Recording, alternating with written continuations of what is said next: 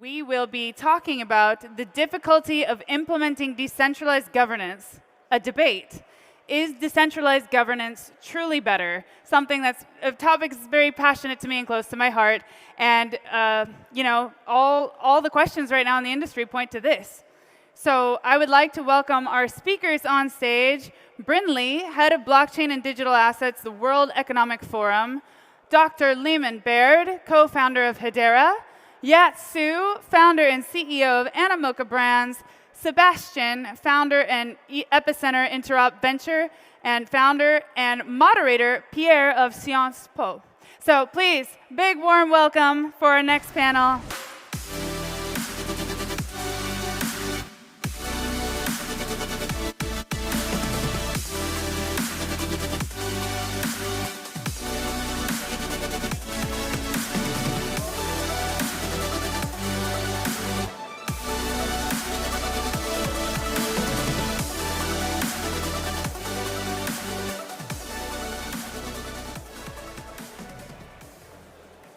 Well, hello. It's a pleasure to be here. Thank you very much for the invitation. My name is Pierre. I'm a lecturer and researcher in decentralized governance, and also a social entrepreneur. And I'm joined today to talk about decentralized governance, its big successes, its pitfalls as well, right? And why is it so goddamn hard to get it right? And today I'm joined on this panel by Sebastien. Sebastien, can you tell us just a few words about yourself? Sure. Thanks, Pierre. I'm Sebastien Couture. I'm the host of the Epicenter podcast. We've been around since 2013 and interviewing founders and builders in the space. And more recently, I co-founded Interop Ventures, which is a early stage fund that is focused on the interchain and Cosmos ecosystem, and we invest heavily in that space. Terrific. And next to Sebastien, Brynly is joining us from California. Thank you. I'm head of blockchain and digital assets at the World Economic Forum. In the last year, I've been leading our Crypto Impact Sustainability Accelerator. And at the end of this month, we will have published 17 research reports ranging from climate action and Web3 to usability and accessibility of blockchain, different platforms, and finally DAOs and digital identity. Terrific. Yeah. Next to Brynly, Leemon has joined us. Leemon, please tell us a bit about you. I mean, probably some people know about you and the legendary Hashgraph, whom I have heard about from so long ago. So just please tell us a bit about yourself and what you're up to with Hedera today. Okay, you're very kind. Yes, I did the Hashgraph, but I'm a co-founder of Hedera. And the Hedera project is taking all of my time right now, and a lot of things are being built on it. I love that I've got to see all these people that are building on us and talk to you today. It's really exciting, the things you guys are doing. And I just appreciate being here today. Thank you. All right, and last but not least, a veteran already of this event, because you probably heard about Yat earlier today. Yat, perhaps for the newcomers, the ones that just joined after the launch, just a few words about you. Sure, it's a pleasure. My name is Yat. I'm chairman and co-founder of Animoca Brands. We're probably one of the most prolific Web3 investors out there, having done over 450 investments, but also operate or help build companies up like Sandbox here in France. And it's a great pleasure to be here. And we support a number of DAOs, probably most notably ApeCoin. But yeah, happy to share the stage with the esteemed audience. Thank you. All right. Well, let's dive straight into it. But first, if I allow myself a small anecdote, so a bit more than 6 years ago, actually, in 2017, just a few blocks from here was happening an event that was named Breaking Bitcoin, right? And it was all about, everyone was talking about the scalability debate and how the decentralized governance in Bitcoin was working and how it was very, very difficult to get people to agree on how to move forward. But I mean, not everyone has been around the blockchain ecosystem for 6 years. So perhaps a good place to start is just to tell us and tell the audience, what in your own words really is decentralized governance, and perhaps come up with one project, one use case that you think best exemplify what decentralized governance is and how different it is from centralized governance. And for that, Sebastien, perhaps you want to go first. Sure.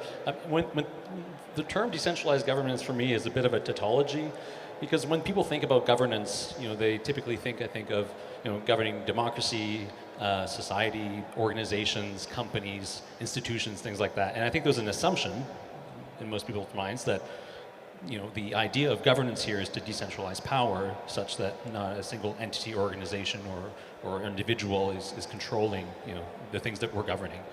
So I think decentralized governance is maybe not a very accurate term. What I think we're talking about here is we're talking about removing reducing the trust assumptions on the governance systems themselves. So that's, I think, what a lot of DAOs are espousing to achieve, is removing trust in the system of governance. And as we've seen recently in a lot of places around the world and throughout the years, like democracies are vulnerable to attacks, and the systems of governance are vulnerable. And the other aspect is also to help digitize and streamline governance in an increasingly digital world where assets are going to live online, so financial assets, IP, and things of that nature. And so when thinking about decentralized governance, we should really be just framing the thing that we're talking about as reducing trust assumptions on systems of governance and digitizing governance as things become more digital. And so in that context, it's really trying to govern the same types of things, so entity, companies, organizations, IP, things of that nature, but just in an increasingly digital world where we need these sorts of systems. I might add to that too, and I think another benefit to decentralized governance is that you can think even more creatively about who should be participating in the system, right? So it is all composable, it is all programmable, right? You can think about your larger community and who should contribute and how they can contribute and how they're rewarded.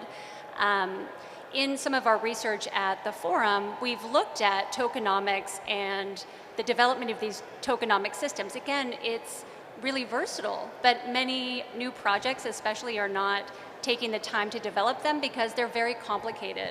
I would say it's less of a computer science issue and maybe even more of a social science issue of how you create that. Leemon, I see you just ready to jump in. Go for it. Well, I always like to talk, but that's fine. But no, I think this is important. So you mentioned two things, is that it's about the mechanisms. We don't have to worry about how we counted the votes or whatever. It's just built into the chain. You have on-chain governance. That is important.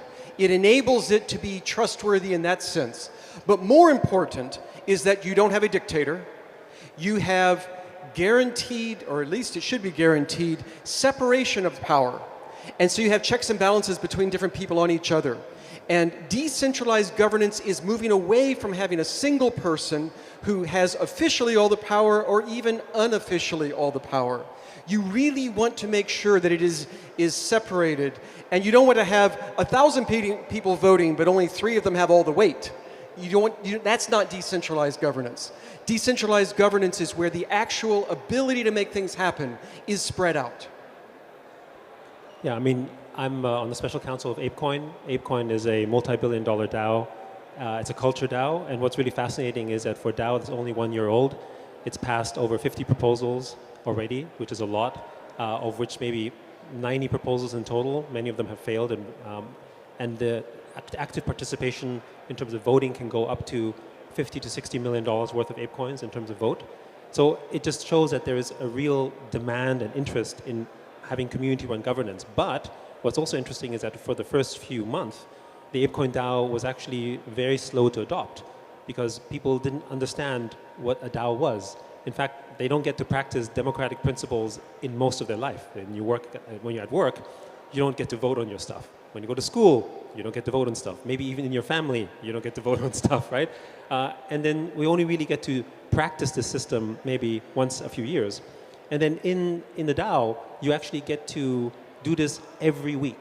And so in due course, it actually brings in people who didn't really think about that they had a vote, and then it gives them more participation. So to me, a DAO isn't, I mean, there's everything that everyone said here about, decentralization of power and sort of accountability and all that stuff, but it also gives people participation, true participation. So it's that next step. When we think about when we're in a forum in Web 2, we're having chat and we're giving our opinions, but those opinions are under advisement. But in Web 3, our opinions are power.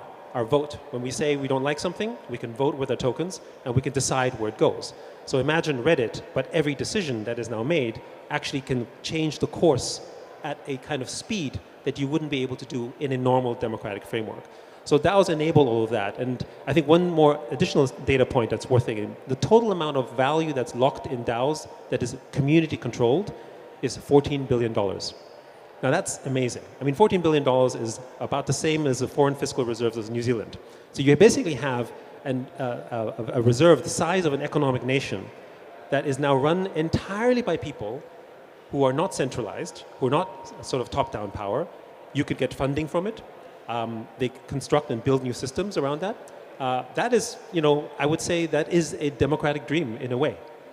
Does that include governance-enabled layer ones that, because I think that number might be a little bit higher if you include governance-enabled layer ones that Correct. Also are sort of, DAOs on a block, like blockchains that are also DAOs. That doesn't include sub-DAOs, right? So for instance, you've got different type of sub-DAOs that exist in certain layer 1, layer 2s that already have their own type of community governance. I'm talking about sort of the main ones. Yeah, that's right.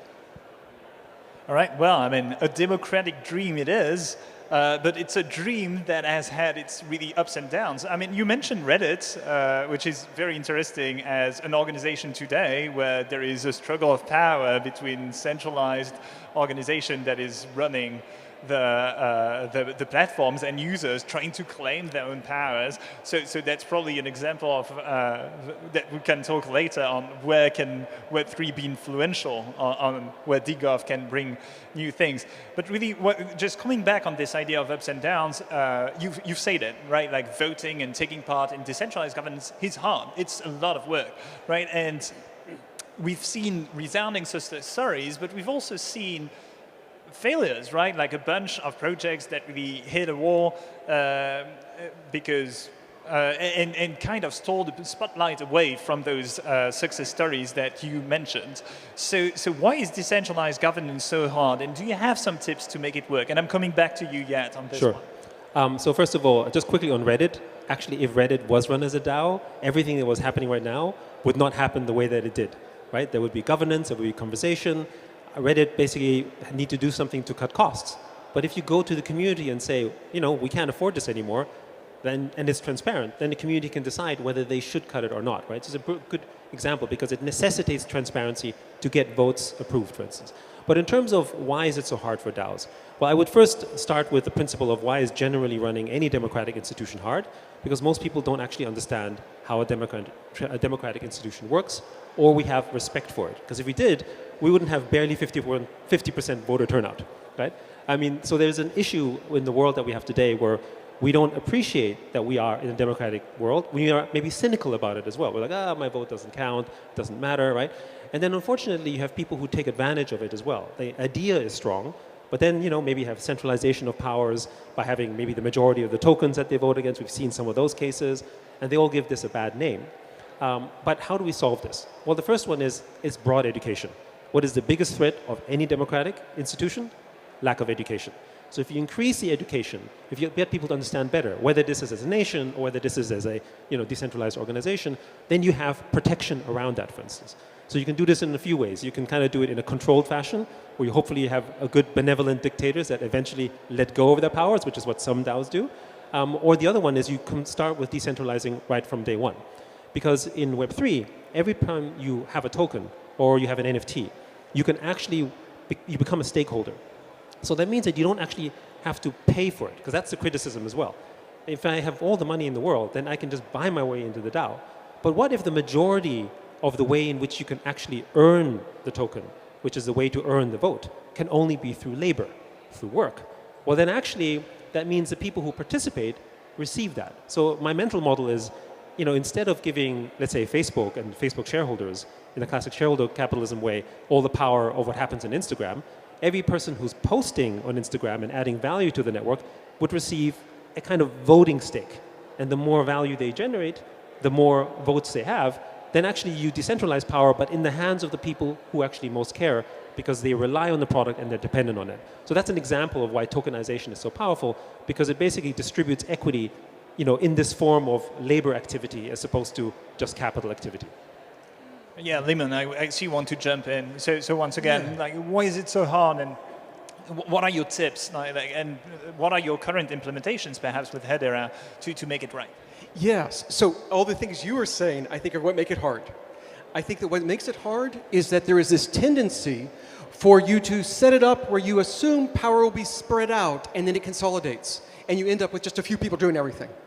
And so you say, well, everyone can vote, but eventually you end up with just a handful doing it. Or you say, anyone who has a token can vote, but then one person buys all the tokens and the whales have the power. Or you say, any individual has an equal vote. Actually, there's a tax that we think a lot about that haven't even happened yet. But you could imagine a DAO or something where each individual can vote, and someone just goes on Fiverr and hires thousands of people to be actual real people that join the DAO and vote their way. You can imagine that sort of thing. Countries have less of a problem with that because, first of all, you go to jail if you do vote buying. You can't do that in decentralized governance. Or they say, you can only vote if you live in our country. You can't do other people. We have, we're just us. But with the DAO, it's open to everyone on the planet. And so you have to worry about this kind of vote buying. You have to worry about systems where it ends up with just being a few people end up doing the coding, or a few pools have all the hash power, all these sorts of things. So in Hedera, what we've tried to do is set it up from the beginning where we have a guarantee that it will be separated among a number of different parties, and that they are big enough to be hard to bribe. So top 10 universities in the world, top companies, these sorts of things spread around the world, and to stop the long-term consolidation of power, having term limits, which also seems to be important, so that you don't just have this club that becomes ingrown and controls it forever. So these are some of the mechanisms we built in from the beginning just because of some of the attacks that we're thinking about. But I think there are probably even more attacks and more ways things to evolve naturally that are problems that we all as a community need to be thinking about how to solve. Maybe if I just want to add to comment, I agree with that, but I also think DAOs aren't like one DAO solution is the same solution for all. Exactly. Because DAOs are cultural constructs. They're values. They run like countries. So how you run France versus how you run America or how you run China, they're entirely different, but the people who live there accept those systems, right? So you have those that have a consolidation of power possibility because it's more capitalist. In other words, free market, liberalism is part of their philosophy. Maybe that's not the DAO you want to be in, so you go away. But for those who like that because they want to live in that kind of world, they'll exist in that. So I think there'll be sort of a multi-DAO world. Every layer 1, layer 2 metaverse will have their DAOs, and they'll run with the philosophical beliefs that they think ought to be run. Many of them will fail because, as we have seen, even in running countries, philosophical beliefs, say like some that have failed recently, are good examples of, we have to iterate from that, but they'll learn these lessons and then something new will emerge. Oh, this is very true. And so some people don't care about decentralization. Well, more power to them. They can run a DAO that isn't decentralized. Proof of authority? Exactly. And it can even be inherited from your parents, like monarchies. We think decentralization is important. Both for justice and also for getting better decisions and for don't be evil, all of those reasons. And so it's an interesting question. How do you make sure that your nice thing that starts decentralized doesn't become centralized if that's something you care about? And we care about that. Agree. But not everyone does. I mean, Brynly, you come from an organization whose very purpose is also to promote values at a global level. Although, which was founded arguably a little bit before, right? The advent of blockchain technology. So, what's your take on this issue and how hard it is to achieve this decentralization of governance? Well, something I wanted to underscore that also comes up in our research is. When you talk about thinking about the long term, how do we ensure that power continues to be decentralized? That's a complicated problem to solve, and it requires a lot of thinking ahead of time, modeling out possibilities. This is an opportunity to develop these new systems, but it is imperative that whoever is going to be launching this system really think about all the different ways that it can permutate over time, right? It has to be a very thoughtful exercise. This is why I say it is social science, even more so than computer science. And Sebastien, I know when we prepared this discussion, you were particularly interested in this question, especially on there are a couple of use cases that you wanted to mention on failed decentralized governance. So can you run us through a couple of those disaster stories, but never just for Schadenfreude, right? Like not just to enjoy those failures, but really with your take on what went wrong and how to improve it.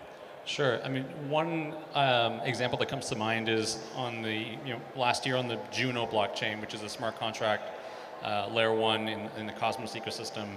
There was essentially a governance vote, and I should maybe preface this by indicating that this is not a DAO. This is a blockchain that has built-in governance mechanisms, and those governance mechanisms allow coin holders to effectively change parameters or make updates to the chain, to the core of the chain. So we're not talking about like a DAO in the context of like smart contract on an Ethereum chain. These are essentially blockchains as DAOs. So just to sort of clarify that.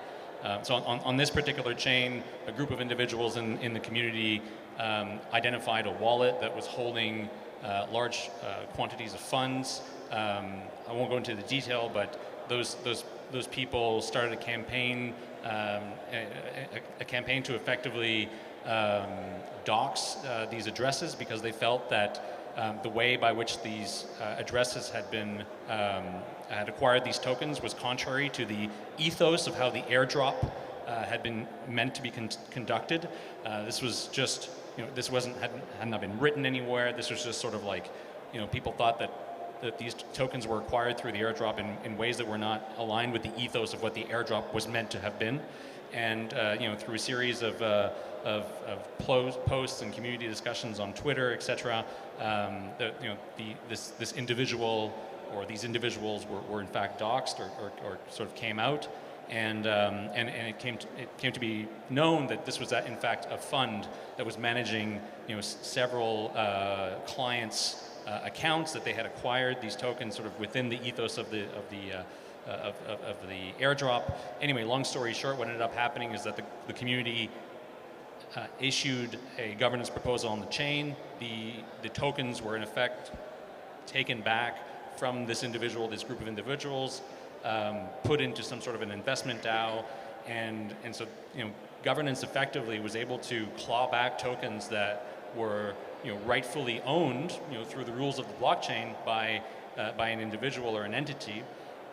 And to make things even worse, the people that were in charge of moving those tokens from some deposit address into an actual DAO made a mistake in the address, and those funds were in fact lost. So it was a huge catastrophe, a huge fiasco, and it just shows where all of the sort of things that my co-panelists were mentioning, disinformation, lack of information, and these sorts of things can really impact decentralized governance in the same way that centralized, or I shouldn't say centralized, but in the same way that traditional governance mechanisms in democracies, for example, can fail. So, let's not fool ourselves here.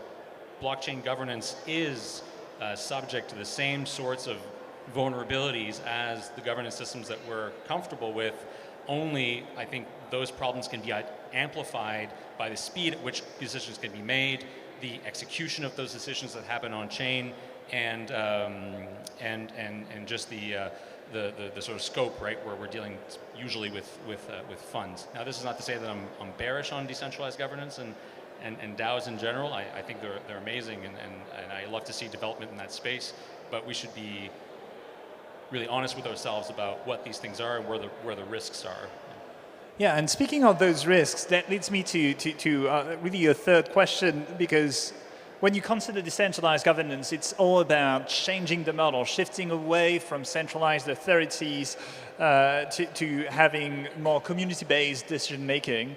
But with new metrics such as the Nakamoto coefficients, so how many people need to collude in order to win a vote in a decentralized setting, we start to discover there is a lot of research pointing at that DAOs are not really as decentralized as we may think at first glance. So Leemon, how much do you think that is important? Or how much do you think this decentralization is important? But also, what are the tools you think we should use in order to enhance inclusivity and improve community ownership in those organizations? So this is a great question. This is what I was talking about before, how there's this natural tendency for power to consolidate. And this happens economically and politically and in governments and anywhere else. In your local club, power tends to consolidate. How do you stop that? Now, one answer is maybe you don't care, which is good. Maybe your local club doesn't mind that. But if you want to stop that, if you want inclusivity in the sense that you're talking about it, how do you achieve it? And I think one thing is that you have to ensure that there are a large number of parties that will always be evenly balanced, that you will never be able to have 5 or 6 or 4 dominating. And so you can talk about whales dominating, you can talk about coalitions forming that end up dominating in various ways. But if you can set it up so that in the very beginning you have a guarantee, well, because what we did it one way in Hedera is guaranteeing there'd be these big universities, big organizations that would each have exactly equal vote guaranteed, so that you don't have one that starts to have too much power. It's fascinating though, another thing that your last comment suggested to me is there's also the tyranny of the majority.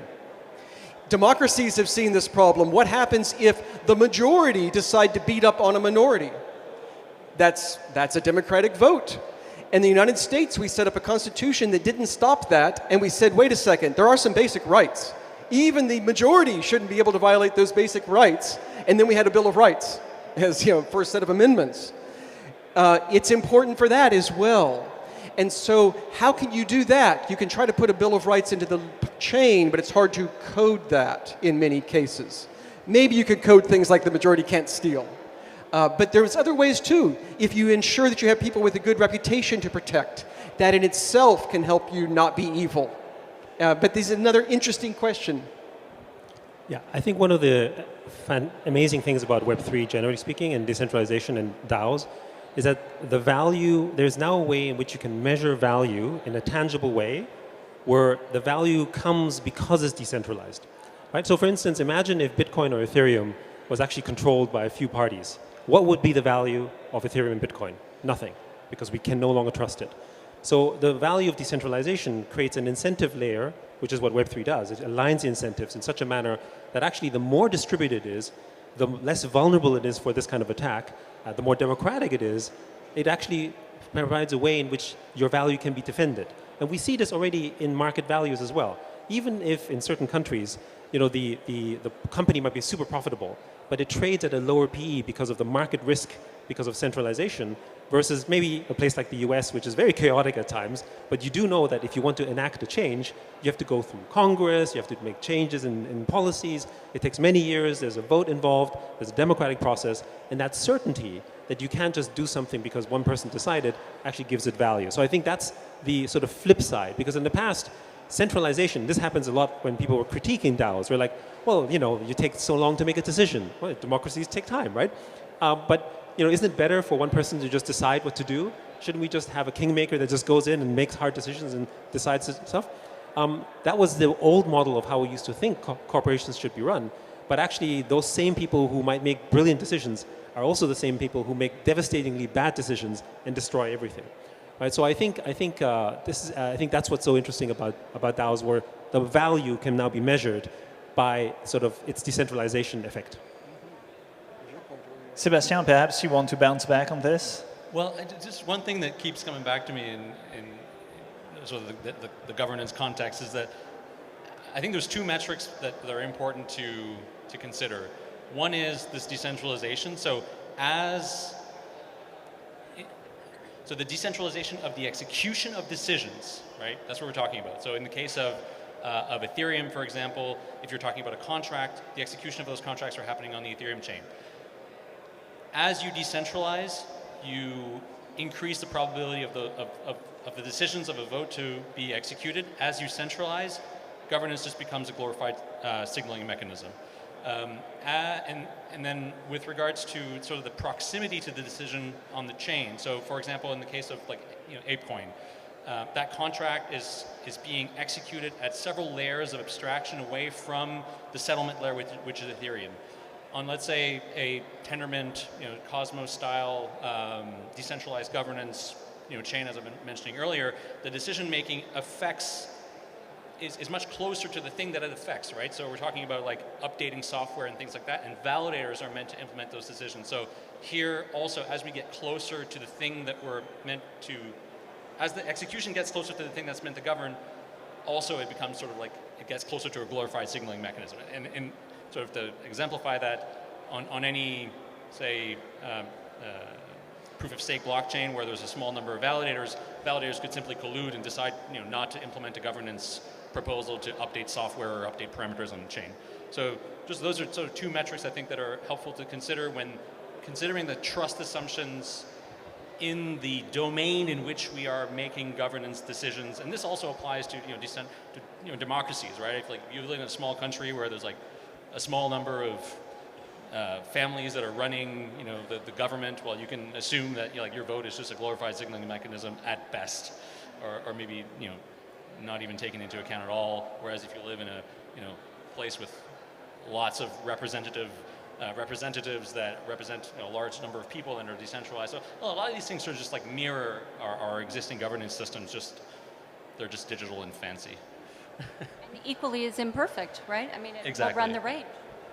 Yeah, Brynly, I mean, just keep going. Like, do you have any thoughts on this issue of inclusivity, achieving inclusivity and community ownership in blockchain based on the research that the World Economic Forum is doing on those new form of communities? I mean, just to bring this to more of a legal and corporate construction model, I think one way to look at decentralization is really experimentation, and I think it's really interesting experimentation. So take the corporate form, where it's been around since the 1600s and hasn't meaningfully changed since, where you have fiduciary duties to shareholders to maximize value. It's very clear. But what that leaves behind is, are there duties to communities? Are there duties to make good decisions when it comes to environmental sustainability, et cetera? That is often in conflict with shareholder value. So in the last 20 years, we've seen things like B corporations and other types of corporations spring up to try to fill the gaps in traditional corporate form and that clear mandate to maximize shareholder value. That's one way to do it, but it doesn't move away from those fiduciary duties. In a DAO, it's like we are trying to build the system from the ground up and thinking about all of the different stakeholders who should have a say in the governance moving forward. It's this way to really create it from the very beginning, to have better representation. But as we've been talking about, that is exceptionally hard to do. It's exceptionally hard to do to make sure that you have the balance that you want, and exceptionally hard to think about how that plays out over time.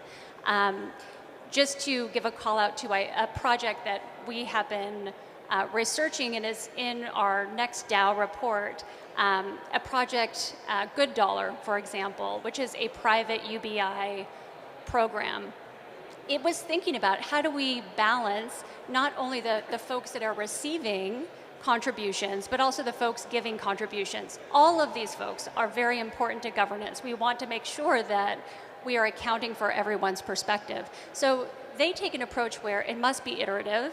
They can't decide everything right up front. They need to see what the participation is, and then they make changes to the protocol and who can vote. So it's something that they're actively looking at, and I think that to me is very important. If you want to get this right, it's something that you need to attend to over the long term.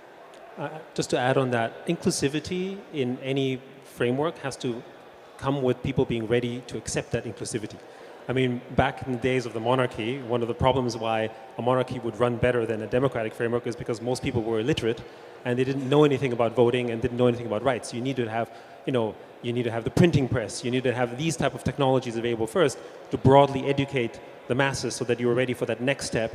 And then when people started thinking about their property rights and about their liberties because they read it somewhere and then they go, oh, this is interesting, maybe I should have rights, right? It's part of that evolution. And when you come to stockholder corporations back in the day, it's the same thing. Most people didn't understand what they were doing, and they accepted that the people who knew what they were doing was a small group of people because the education system was centered around a small elite. And one interesting fact that I learned recently is that LLCs actually were only accepted broadly by all American states about 26 years ago, which is crazy when you think about it, because that's the construct which Amazon, Microsoft, Apple, America's largest corporations were set up. But that LLC structure is so let's call it quasi-modern corporate structure that allowed it, despite the fact that it's so young, allowed it to create these incentive mechanisms for these corporations to thrive in the world that it was at the time. And I think DAOs present that next level where you don't have necessarily a listed company where you can buy shares and have a vote, maximum every quarter, but most of the time every half year, where you can now actually be a member of an organization where you can vote on things maybe even every day or at least every week.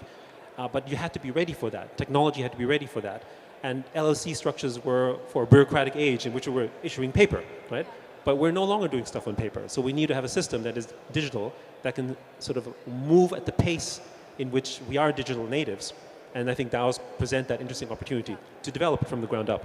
And that's a beautiful transition to a very, very last question in the few minutes that we have left. So keep your answers short. But really, as we as a society have to face like a tremendous challenge that is of conceiving a society that is both sustainable and desirable in the future, we're facing strong crisis of trust in public institutions, corporations, financial institutions, everyone. So can decentralized governance really have a positive impact beyond Web3? Leemon, I see that you're sharp and ready, so go for it. Okay. So you're talking about trust from DAOs and things like this. I think this is going to end up just changing society as a whole. I think that what we're going to see is we're going to try a million different experiments like you've been talking about. We're going to see what works and what doesn't. And it's going to start to creep in all over the place. You pay a price in efficiency. The benevolent dictator is as efficient as you're going to get. They're going to very quickly make decisions and take you places, but you may not want to go there. But I think this new model, although you give up something in efficiency, gives you something better in the long term. And I think that we're going to see that. And maybe what it gives in the long term is just more choice, right? More choice of how to organize, and bringing in that market mechanism of enabling choice is also helpful. Yeah, maybe just to my thoughts on this is that I think DAOs have the ability to basically iterate on democratic principles, but at the rate of technology. We've never been able to do that before. Countries will be influenced by how DAOs are run and take lessons from those, because before it was just too risky to innovate on their own democratic systems. If you screw up, it has mass effects. But there's going to be many DAOs set up, and there'll be good practices and bad practices and many failures. But from that, we can actually start analyzing what works and actually introduce that into sort of real-world democracies as well. I also think that all corporations will ultimately have DAO elements or become DAOs. In the same way that there's companies today that are bigger than nations, there's going to be DAOs that are bigger than companies. I agree. We're already seeing companies start to break up into different companies, do different pieces of the pipeline to build an object. We're going to see that on steroids and have even more little pieces, some of them self-organized as DAOs. We are going to see a very interesting future, I think. Agree. Yeah, one of the things I see here is with regards to how we can sort of learn from DAOs is we've seen what digital democracy looks like and what digital voting looks like, and we can actually kind of have a step to fully decentralized governance, which is the user experience of having sort of online voting and digital democracy. So, for example, here in Paris, many of you here might be aware of the fact that e-scooters have been banned since August. So, for all of you who are here, all the tourists, well, you're not going to be able to use e-scooters after August. And the vote was sort of like this disgusting political scam where essentially 8% of the population voted massively to ban these things because those people just happened not to be working that day, on a Tuesday morning. And most of the people who voted were, retirees or elderly folks. But we have the systems now, like France. In France, we certainly have the system to do digital verified identity online and have people vote online and have the user experience of being able to vote with your phone. I think is like an important stepping stone to then decentralizing the actual underlying systems that that enact governance. So, and that's where blockchains can kind of come in. Yeah, and just before we wrap up, Brynly, I would like you, we discussed a project that is very local to an island that is of Curacao. Can you just tell us in just a few words how this project is using those decentralized governance tools to try to solve a very, very local and like actual physical issues for a community? Yeah, I agree that in a Web3 world, you're likely going to have many, many small winners as opposed to big behemoths. And an example also in our research coming up at the end of this month is a project called Colectivo out of Curacao, which is a small island nation. And even though it's very small, they're using a DAO structure to mobilize people across the island to think about their community. So, I mean, the use cases can be small and large. And really at its core, this is a way to mobilize and organize people. So. All right, well, it's been a pleasure to have you four experts talking about this topic. I hope that we very positively destroyed the title of this panel. Decentralized governance is indeed very hard, but I think we all agree that in many, many instances it is well worth it, and it's well worth trying it. I hope you are all inspired to check out all of the projects that our panelists have been working on, and thank you very much for your attention. Thank you.